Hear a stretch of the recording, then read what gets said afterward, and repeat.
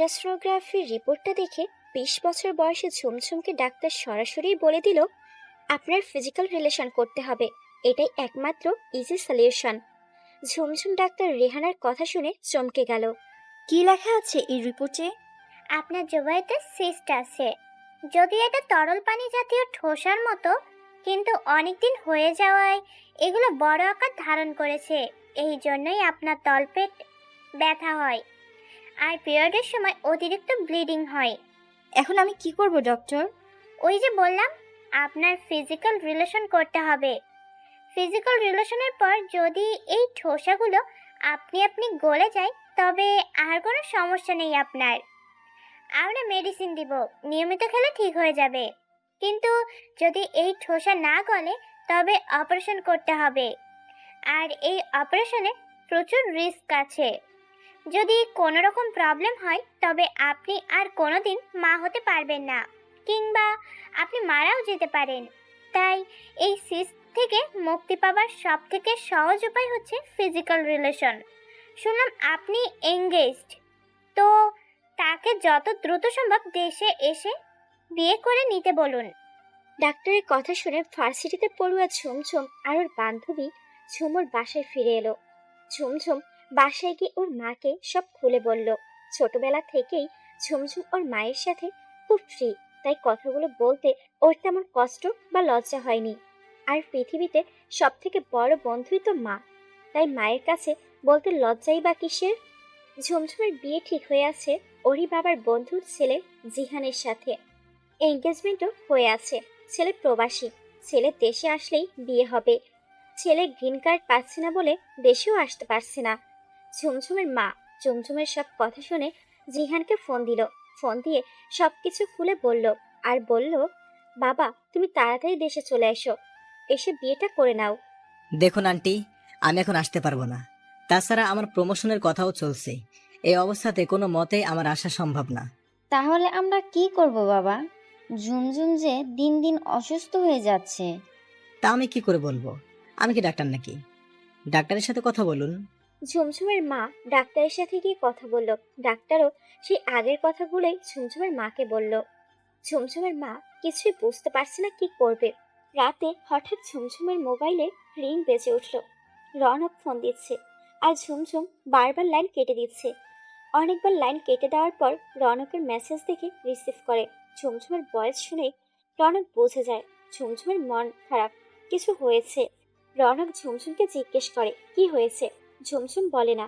রনকের অনেক জেদের পর ঝুমঝুম রনককে মেসেজে লিখে পাঠায় ডাক্তার যা বলেছে আর জিহান যা বলেছে। ঝুমঝুম কাঁদছে। রনক কিছুতেই ঝুমঝুমের কান্না থামাতে পারছে না। রাতে দুজনের কথা শেষে দুজন ঘুমিয়ে পড়ল। রনক হচ্ছে ঝুমঝুমের বন্ধু, শুভাকাঙ্ক্ষী, ভালোবাসা। ঝুমঝুম আর রনকের পরিচয় প্রায় 7 মাস বন্ধুত্ব, তারপর একে অপরকে মনের অজান্তেই ভালোবেসে ফেলা। দুজনের পরিচয় ফেসবুকের মাধ্যমে। দুজন দুজনকে ভালোবাসা সত্ত্বেও ঝুমঝুম বাবার পছন্দের ছেলেকে বিয়ে করতে যাচ্ছে, কারণ ওর বাবা ওকে সরাসরি বলে দিয়েছে জিহানকে বিয়ে না করলে সে এই মুখ আর কাউকে দেখাবে না। রনকও প্রবাসী, ওদের দুজনের সামনাসামনি এখনো দেখা হয়নি। ঝুমঝুমকে রনক বলেছে ও ঝুমঝুমের শুভাকাঙ্ক্ষী হয়ে বা বন্ধু হয়ে থাকতে চায় ওর জীবনে, তবুও ওকে হারাতে চায় না, তাই ওদের যোগাযোগটাও এখনো আছে। পরের দিন ঝুমঝুম ফেসবুকে ঢুকেই দেখে রনকের আইডি ডিঅ্যাক্টিভ, নাম্বারও বন্ধ। মনে মনে খুব কষ্ট পেল ঝুমঝুম। নিজের মনকে সান্ত্বনা দিল, যেখানে জিহানেরই কোনো গুরুত্ব নেই ওর অসুখে, সেখানে রনকই বা কি গুরুত্ব দিবে। ঝুমঝুম দিনকে দিন অসুস্থ হয়ে যাচ্ছে। পেটে অসহ্য ব্যথা, চুল পড়ে যাচ্ছে, কিছুতেই কিছু হচ্ছে না। ঠোসে না গলে যাওয়া অবধি কোনো কিছুতে সুস্থ হওয়া সম্ভব না ওর। 3 দিন পর হঠাৎ করেই একটা আননোন নাম্বার থেকে কল। ঝুমঝুম রিসিভ করছে না। কিছুক্ষণ পর একটা মেসেজ আসলো। ঝুমঝুম, আমি রনক, রিসিভ করো। ঝুমঝুম মেসেজ দেখে আটকে উঠলো। এটা তো বাংলাদেশের নাম্বার, তাহলে কি রনক এখন বাংলাদেশে? ভাবতে ভাবতে ঝুমঝুম ফোন রিসিভ করে। হ্যালো, এতবার ফোন দিচ্ছি, রিসিভ কেন করতেছো না? তুমি জানো না আমি আননোন নাম্বার রিসিভ করি না? আর তুমি আইডি নাম্বার সব অফ করে রাখছো কেন? এই যে, তুমি যে রিসিভ করো না, কখনো প্রয়োজনীয় কলও তো আসতে পারে। আচ্ছা বাদ দাও, অমুক জায়গায় যে নদীটা আছে সেখানে চলে আসো, আর এক্ষুনি চলে আসবা। মানে কি? নদীতে কি? ওখানে আসবো কেন? নদীতে মাছ, মাছ ধরবো, তাই আসবে, তাড়াতাড়ি এসো। তুমি মাছ ধরবে মানে? তুমি কি নদীর ধারে নাকি? দেশে আসলে কবে? আরে বাবা, এত কথা না বলে এসো তো তাড়াতাড়ি। না আসলে কিন্তু আমি সারাদিন সারা রাত এখানে অপেক্ষা করব। সো তাড়াতাড়ি আসো, বাই। এই কথা বলে রনক ফোন রেখে দিল। ঝুমঝুম তাড়াতাড়ি করে একটা নীল শাড়ি পরে নিল ওর এক ভাবির কাছে গিয়ে। হাতে নীল চুড়ি, কপালে ছোট্ট একটা নীল টিপ। নীল রনকের খুব প্রিয়। রেডি হয়ে চলে গেল নদীর ধারে। গিয়ে দেখে পিছন ফিরে একটা ছেলে দাঁড়িয়ে আছে, কাঁধে একটা ব্যাগ ঝুলানো। ঝুমঝুম কাছে গিয়ে তাড়াতাড়ি রনক ঘুরে দাঁড়ালো। ঝুমঝুমের দিকে তাকাতেই রনক যেন সেন্সলেস হবে, এমন উপক্রম। অপলোক ভাবে চেয়েই আছে রনক ঝুমঝুমের দিকে। ঝুমঝুম হালকা একটা কাশি দিয়ে জিজ্ঞেস করলো, কেমন আছো? এই তো আছি, তুমি? এই তো বেঁচে আছি। নীল শাড়িতে তোমাকে অনেক সুন্দর লাগছে, ঠিক যেন অপসরী। থাক, আর ফোলাতে হবে না। এমনিতেই দিন দিন ফুলে যাচ্ছি। তুমি না দেশে চলে আসলে আর যেতে পারবে না ওখানে? 2 বছর পর না আসতে চাইলে? তবে হুট করে চলে আসলে যে? এমনি তোমাকে কাছ থেকে খুব দেখতে ইচ্ছে করছিল, তাই তোমাকে দেখতে আর সারপ্রাইজ দিতে চলে আসলাম। ঝুমঝুম মনে মনে ভাবছে, রনক আমার জন্য নিজের জব ফেলে দেশে চলে আসলো, যেখানে ও জানে যে একবার চলে আসলে দ্বিতীয়বার আর যেতে পারবে না। আর জিহান, ওর তো হবু বউ আমি, ও আমার জীবনের পরোয়াও করলো না। ওর কাছে প্রমোশনটাই বড় হয়ে গেল। ভাবতে ভাবতে চোখ বেয়ে 2 ফোঁটা অশ্রু ঝরে পড়লো ঝুমঝুমের চোখ থেকে। এই ঝুমঝুম, কি হয়েছে? কিছু না। চলো, আজ আমরা সারাদিন ঘুরবো। না, আমি বাসায় যাব, সবাই চিন্তা করবে। তুমি আজ আমার সাথে ঘুরবে, কোথাও যাবে না তুমি। তোমার মনে আছে, আমি তোমার জীবন থেকে একটা দিন তোমার কাছে আবদার করেছিলাম, বলেছিলাম একটা দিন তুমি আমাকে দেবে। সেই দিনটা শুধুই আমার হবে, শুধু আমার। সেই দিনটার উপর তোমার কোনো দাবি থাকবে না। আজকের দিনটা তোমার কাছে চেয়ে নিচ্ছি, ফিরিয়ে দিও না। ঝুমঝুম রনকের মিনতিতে রাজি হলো সারাটা দিন রনকের সাথে ঘুরতে। হয়তো আজই ওদের শেষ দেখা, আর আজই শেষ ঘোরা। ঝুমঝুম আর রনক জায়গায় জায়গায় ঘুরে বেড়াচ্ছে, দেখার মতো সুন্দর সুন্দর জায়গাগুলোতে। পা বাড়িয়েছে অজানা গন্তব্যে, যেখানে মন চায় ছুটে বেড়াচ্ছে।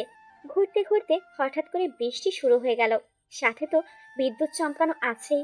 দৌড়ে ওরা একটা বাসায় ঢুকলো। দরজা নক করতেই এক বৃদ্ধা মহিলা এসে দরজা খুলে দিল। কারা তোমরা? কাকে চাও? বাইরে খুব বৃষ্টি হচ্ছে আর বিদ্যুৎ চমকাচ্ছে, তাই একটু আশ্রয়ের জন্য এসেছি। বৃষ্টি কমলেই আমরা চলে যাব। কি হও তোমরা? ঝুমঝুম মাত্রই বলতে যাবে আমরা বন্ধু, রনক ঝুমঝুমকে থামিয়ে দিয়ে বলল, আমরা সদ্য বিবাহিত স্বামী স্ত্রী। বুড়িমা ওদের ঘরে ঢুকতে বলল। বাসায় বুড়ি আর তার বর থাকেন। বর বাজারে গিয়েছে, বৃষ্টির জন্য ওখানেই আটকা পড়েছে। আর তাদের সন্তানেরা সবাই প্রবাসী, তারা দেশের বাইরে থাকে। বুড়িমা ওদের শরীর মোছার জন্য তোয়ালে বের করে দিল, আর ঝুমঝুমকে তার জোয়ান কালের একটু লাল রঙের শাড়ি বের করে দিল। রনককে দিল তার বরের একটা পাঞ্জাবি আর লুঙ্গি। হাতে একটা জ্বলন্ত মোমবাতি দিয়ে বলল, তোমরা ওই রুমটাতে যাও, ওটা আমার ছেলের আর বউয়ের রুম। ওখানে গিয়ে তোমরা কাপড় চেঞ্জ করে নাও, অনেকটা ভিজে গেছো। দুজন কোনো কথা না বাড়িয়ে চলে গেল রুমটাতে। রুমে ঢুকে দুজন দুদিকে ঘুরে দাঁড়িয়ে আছে, কারো মুখে কোনো কথা নেই, হয়তো লজ্জায় নয়তো সংকোচে। কিছুক্ষণ পর শাড়িটা চেঞ্জ করে নাও, জ্বর এসে যাবে, ঠান্ডা লেগে যাবে। লাগুক। প্লিজ অমন করো না, পরে নাও শাড়িটা। বৃষ্টি কমলেই আমরা চলে যাব, রাগ করো না প্লিজ। আমি আমাদের পরিচয় স্বামী স্ত্রী দিয়েছি বলে। আমি রাগ করিনি, ইটস ওকে। আমি যে শাড়ি পরতে পারি না সেটা তুমি জানো না? আসার সময় ভাবি পরিয়ে দিয়েছে। আমি পরিয়ে দিব? না মানে, চোখটা বন্ধ করে রাখবো। আমার বউ তো আর হবে না তুমি, যে নিজ হাতেই সাজাবো, শাড়ি পরাবো, খোপায় বেলি ফুলের মালা পরাবো, যখন ইচ্ছে হয় তখন। হবে না তো আমার সন্তানের মা তুমি, শুনতে পারবো না তো তোমার সন্তানের মুখ থেকে বাবা ডাকামি। এটা জীবন, কতই না স্বপ্ন ছিল আমার, কতই না স্বপ্ন দেখেছি, আর আমার স্বপ্ন দেখাও পাপ। এই নাও শাড়ি, পরিয়ে দাও। রনক ইউটিউবে দেখে শাড়ি পরানোটা শিখেছিল, কারণ ঝুমঝুম একদিন রনককে বলেছিল, এই যে শোনেন, বিয়ের পর আপনি কিন্তু প্রতিদিন আমাকে শাড়ি পরিয়ে দিবেন। রনক সম্মতি জানিয়েছিল। আজ সে ঝুমঝুমকেই রনক শাড়ি পরিয়ে দিচ্ছে। হঠাৎ করে খুব জোরে বিদ্যুৎ চমকে উঠল। ঝুমঝুম ভয়ে অর্ধ শাড়ি পরা অবস্থাতেই রনককে জড়িয়ে ধরল। রনক ঝুমঝুমকে ধরতে চেয়েও ধরছে না। কিছুক্ষণ পর বিবেক আর ভালোবাসার মধ্যে হাড্ডাহাড্ডি লড়াইয়ের পর রনক ও ঝুমঝুমকে জড়িয়ে ধরল।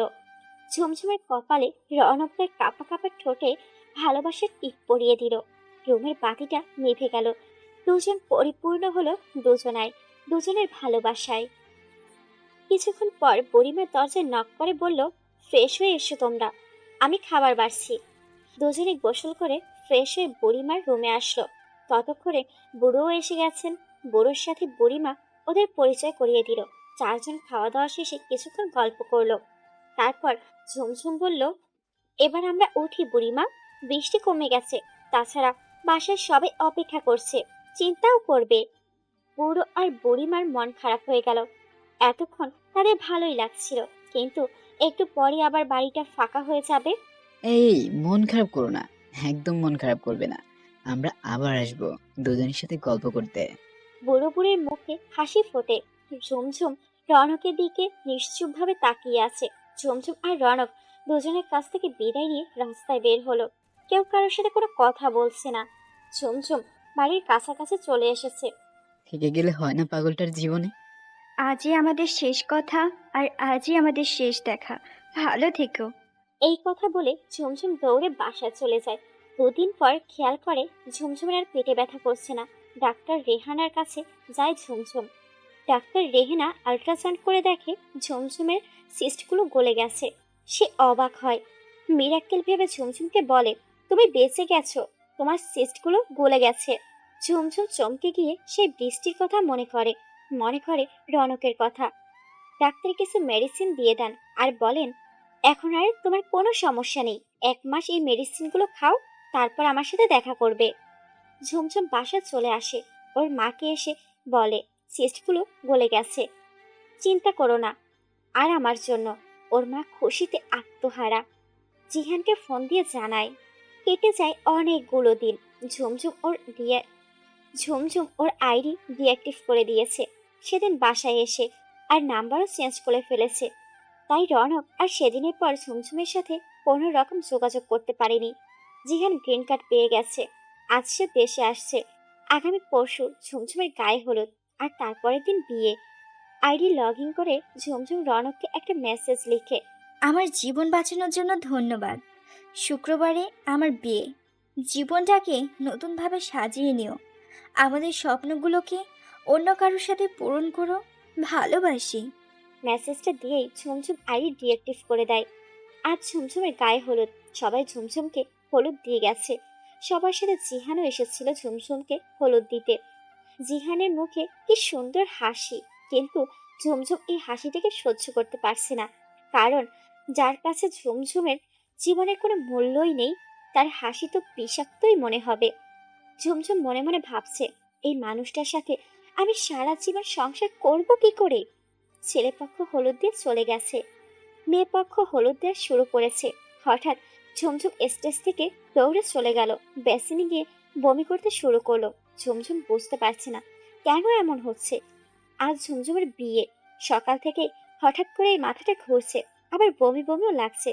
ফ্রিজ থেকে আচার বের করে আচার খাচ্ছে ঝুমঝুম। হঠাৎ এক দাদি এসে ঝুমঝুমকে বলল, এখন এত আচার খাওয়ান লাগবো না, আর কয়দিন পর এমনিতেই আচার খাইবা। ঝুমঝুম হঠাৎ করে আঁতকে উঠল। খেয়াল করলো এ মাসে এখনো তার পিরিয়ড হয়নি। ডেটের অনেকদিন পার হয়ে গেছে। আবার মাথা ঘুরছে, বমি বমি লাগছে। তবে কি ঝুমঝুম? এসব ভাবতে ভাবতে ঝুমঝুম ওর এক বান্ধবীকে ফোন দিয়ে বলল, একটা প্রেগন্যান্সি টেস্ট করার কাঠি নিয়ে আসিস তো, আমার এক ভাবির লাগবে, তাড়াতাড়ি নিয়ে আসিস। দুপুর হয়ে গেছে। ঝুমঝুমকে বিয়ের সাজে সাজানো হচ্ছে। কনের সাজে ঝুমঝুমকে অপূর্ব সুন্দর লাগছে। এমনিতেই ঝুমঝুম দেখতে খুব সুন্দরী, তার উপর বিয়ের সাজ। বিয়ের সাজে মেয়েদের সৌন্দর্য এমনিতেই আরো দ্বিগুণ বেড়ে যায়। ঝুমঝুমের বান্ধবী পার্লার থেকে সেজে তার জন্য প্রেগন্যান্সি টেস্টের কাঠি নিয়ে হাজির হলো। ঝুমঝুম কাঠিটা নিয়ে সোজা বাথরুমে চলে গেল। টেস্ট করতে ঝুমঝুম লাল বর্ণের দুটো স্পষ্ট রেখা দেখতে পায়। ঝুমঝুমের আর বুঝতে বাকি রইল না ঝুমঝুম প্রেগনেন্ট। ও রনকের সন্তানের মা হতে চলেছে। কি করবে কিছুই বুঝতে পারছে না ঝুমঝুম। দিশেহারা হয়ে রনককে ফোন দিতে লাগলো। রনকের মোবাইল বন্ধ, কল যাচ্ছে না। বারবার ট্রাই করা হচ্ছে, তাও কল যাচ্ছে না। কিন্তু রনকের মোবাইলে কল যাচ্ছে না কেন? যাবেই বা কি করে? ঝুমঝুমের সেদিনের মেসেজটা দেখা মাত্রই রনক কষ্ট সহ্য করতে না পেরে মোবাইলটা আছাড় দিয়ে ভেঙে ফেলে। এদিকে বরপক্ষ এসে গেছে। ঝুমঝুম বাবা মায়ের উদ্দেশ্যে ছোট্ট একটা চিঠি লিখে পেছনের দরজা থেকে পালিয়ে যায়। মা এবং বাবা, আমাকে তোমরা ক্ষমা করো। আমার পক্ষে এই বিয়ে করা সম্ভব না, তাই আমি চলে যাচ্ছি। ভেবো না আমি কারো হাত ধরে পালাচ্ছি না, আমি একাই অজানা পথে পা বাড়ালাম। তোমরা ভালো থেকো। ইতি, তোমাদের মেয়ে। কেটে যায় 5টা বছর। যে যার মতো যার যার জীবন নিয়ে ব্যস্ত। জিহান বিয়ে করে বউ নিয়ে বিদেশ পাড়ি জমিয়েছে।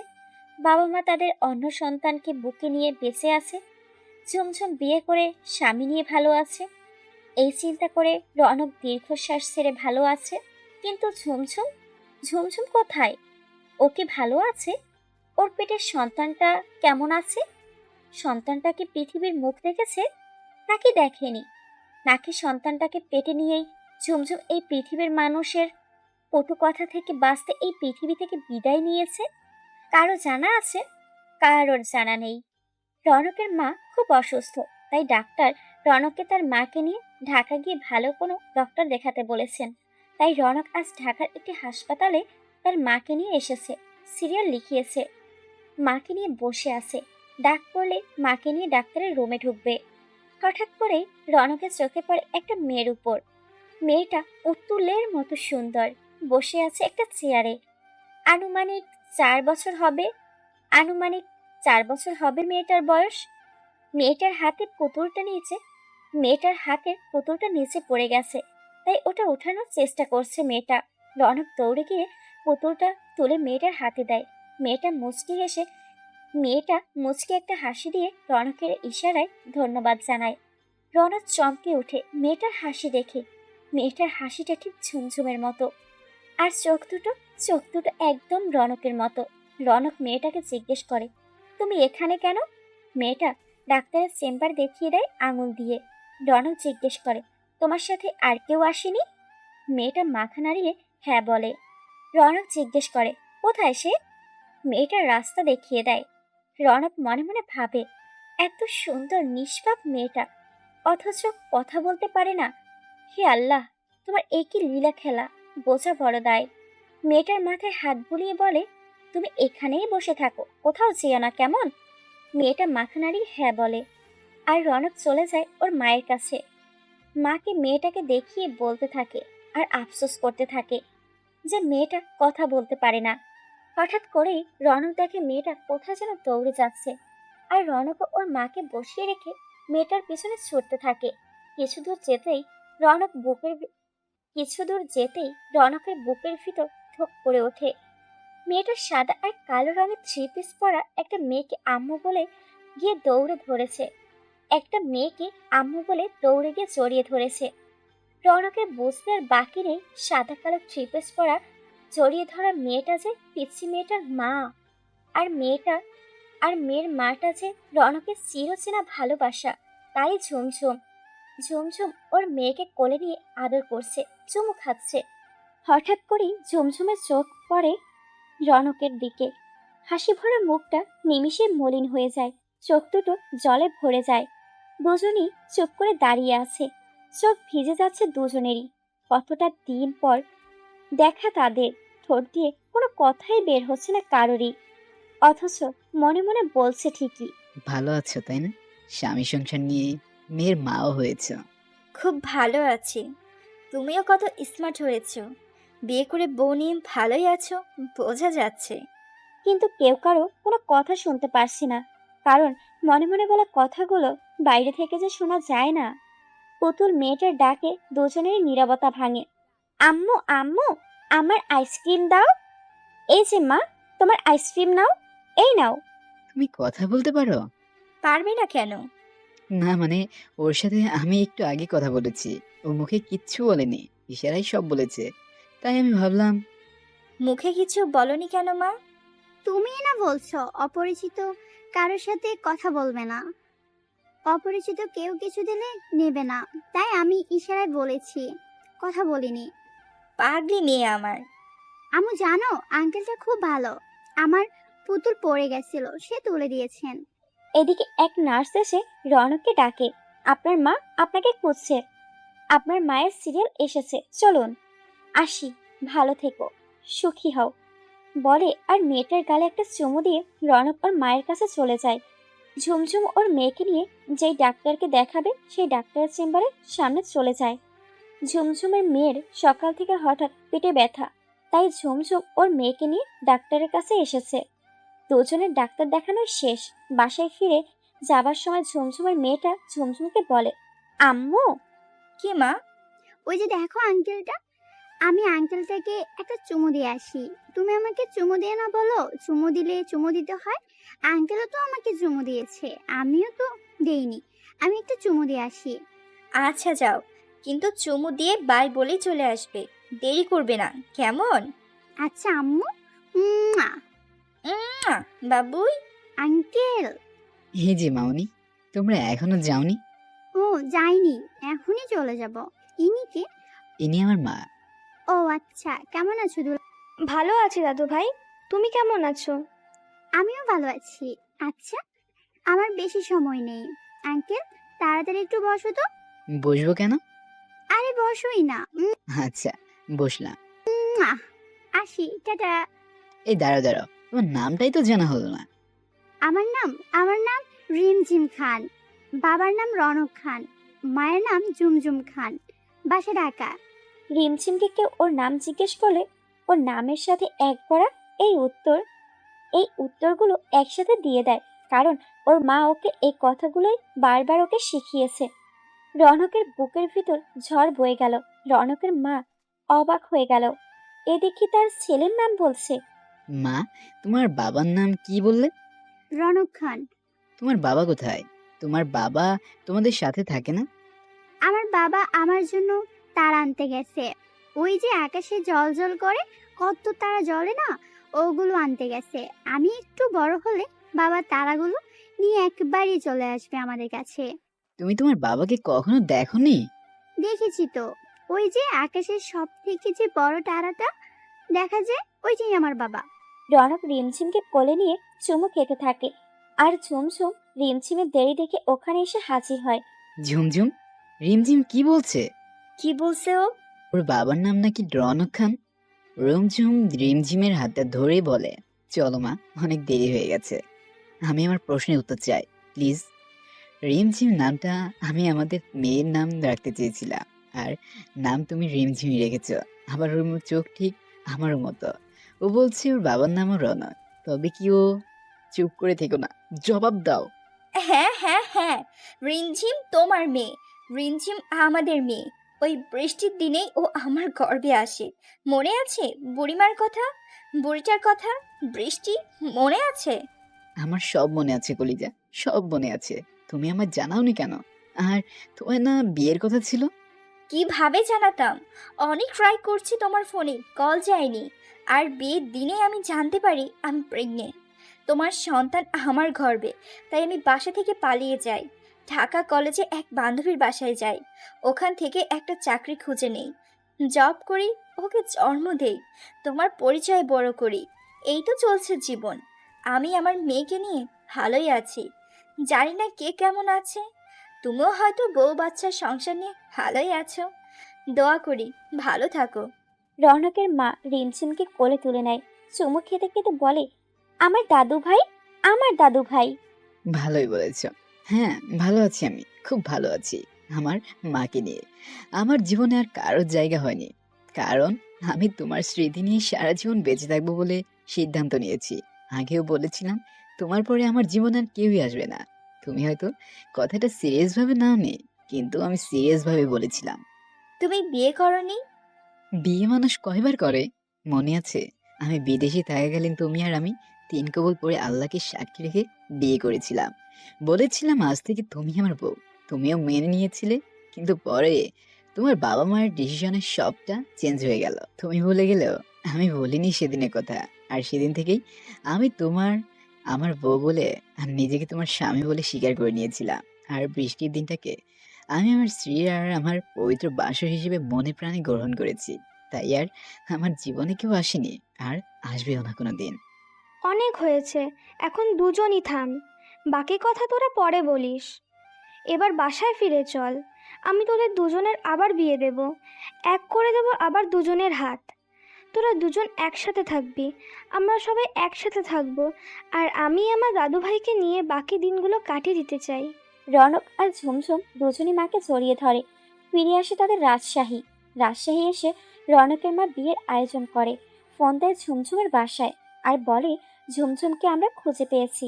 ঝুমঝুম আমাদের বাসায় আছে, যদি ওকে দেখতে তবে আপনারা আমাদের বাসায় চলে আসুন। ঠিকানা এই। ঝুমঝুমের পরিবার সবাই ফোন পাওয়ার পরই ঠিকানা অনুযায়ী রওনা দেয়। রনকের বাসায় এসে দেখে বিয়ের অনুষ্ঠান হচ্ছে, পুরো বাড়ি সাজানো। রনকের মা তাদের ভেতরে আসতে বলেন, সবাইকে বসতে বলেন। কিছুক্ষণ পর ওর পরিবারের সবাই ঝুমঝুমকে দেখতে পায় কনের বেশে। সবার চোখে জল। এটা দুঃখের জল নয়, সুখের অশ্রু। মেয়েকে এতদিন পর খুঁজে পাওয়ার খুশি। রনকের মা ঝুমঝুমের বাবা মাকে সবকিছু খুলে বলেন। ঝুমঝুমকে সবাই জড়িয়ে ধরে। ঝুমঝুম সবার কাছে ক্ষমা চায়। এর মধ্যে রনক রিমঝিমকে কোলে নিয়ে হাজির হয়। এরা কারা বাবা? এরা হচ্ছেন তোমার নানু ভাই। ওনারা দেখি আম্মুকে আদর করছে, আমাকে দেখি করে না। অনেকদিন পর তারা তাদের মেয়েকে পেয়েছেন, তাই আদর করছে। আমি যেমন তোমাকে পেয়ে অনেক খুশি হয়েছি, আদর করেছি, তারাও তাই করছেন। তুমি তো তারা নিয়ে আসোনি, তারাও কি তাদের মেয়ের জন্য তারা আনেনি? রনক এবার মাথায় হাত দিয়ে চাপড়াচ্ছে। ঝুমঝুমের মা বাবা রিমঝিমকে কোলে তুলে নিল, আদর করলো। সবাই মিলে একত্র হলো। বিয়ে হলো ঝুমঝুম আর রনকের। রাতে রিমঝিম ওর মা বাবাকে বলল, আজ আমি দাদু ভাই নানু ভাইয়ের কাছে থাকবো, তোমরা ঘুমিয়ে যেও। ঝুমঝুম আর রনকের জন্য বাসরঘর সাজানো হয়েছে। ঝুমঝুম ফুলের বিছানায় বসে আছে। রনক এসে পাশে বসতে ঝুমঝুম কেঁদে দিল। রনক ভয় পেয়ে গেল। কি হয়েছে কলিজা, তুমি কাঁদছো কেন? আমি কি কোনো ভুল করেছি বলো আমায়? আরে বুদ্ধু, আমি খুশিতে কাঁদছি। তাই বলো? আমি তো ভয় পেয়ে গেছি। আচ্ছা শোনো, এইবার ওয়াদা করো আমাকে ছেড়ে কোনোদিনও যাবা না, কখনো যাবা না। কোনো দিন যাব না, কখনো না। ওয়াদা? ওয়াদা। হানিমুনে কোথায় যাবা বলো?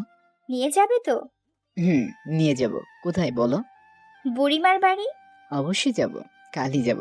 আর সাথে আমাদের রিমঝিমকেও নিয়ে যাব। তাহলে তাড়াতাড়ি ঘুমাতে হবে। চলো চলো ঘুমাবো। শোনো। শুনো না, এবার কিন্তু আমার না একটা ছেলে লাগবে। হুম, আমারও। Love you. ভালোবাসি। পরের দিন সকালে রনক ঝুমঝুম আর ঝুমঝুমের বাবা মা ঝুমঝুমদের বাড়ির উদ্দেশ্যে রওনা হলো। পথিমধ্যে রনক ঝুমঝুমের বাবা মাকে বলে, আপনারা বাসায় যান, আমি ঝুমঝুম আর রিমঝিমকে নিয়ে একটু পরে আসছি।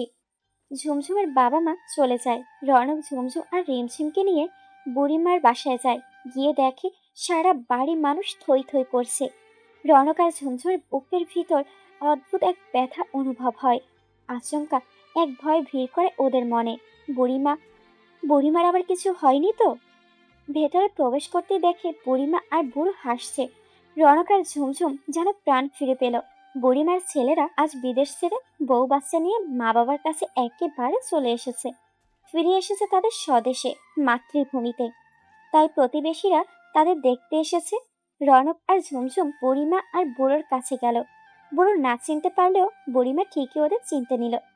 বুড়িমা ঠিকই ওদের চিনে নিল আর মুখ ভার করে বলল, দুজনে কানে ধরে সরি বলল আর বলল, আমরা খুব খারাপ অবস্থায় ছিলাম, তাই আসতে পারিনি দেখা করতে, সরি। রিমঝিমের হাতটা বুড়িমার হাতে দিয়ে বলল, এই যে তোমাদের নাতনি। বুড়িমা খিলখিল করে হেসে দিল। বুড়ো ওদের চিনে নিল। রনক আর ঝুমঝুমকে দুজন জড়িয়ে ধরলো, দোয়া করে দিল, সুখী হও। রনক আর ঝুমঝুমও তাদের এই বলে বিদায় নিল যে, তোমরাও ভালো থাকো খুব, পরিবারের সবাইকে নিয়ে। আর আমরা চিরকৃতজ্ঞ থাকবো তোমাদের কাছে। এভাবে ভালো থাকুক পৃথিবীর সকল মানুষের তাদের পরিবার পরিজন নিয়ে। খুব খুব দোয়া রইল সবার জন্য আমার পক্ষ থেকে। জানি না গল্পটা আপনাদের কেমন লেগেছে, তবে যদি একটুখানিও ভালো লেগে থাকে তবে সেটাই হবে আমার সার্থকতা। আল্লাহ হাফেজ।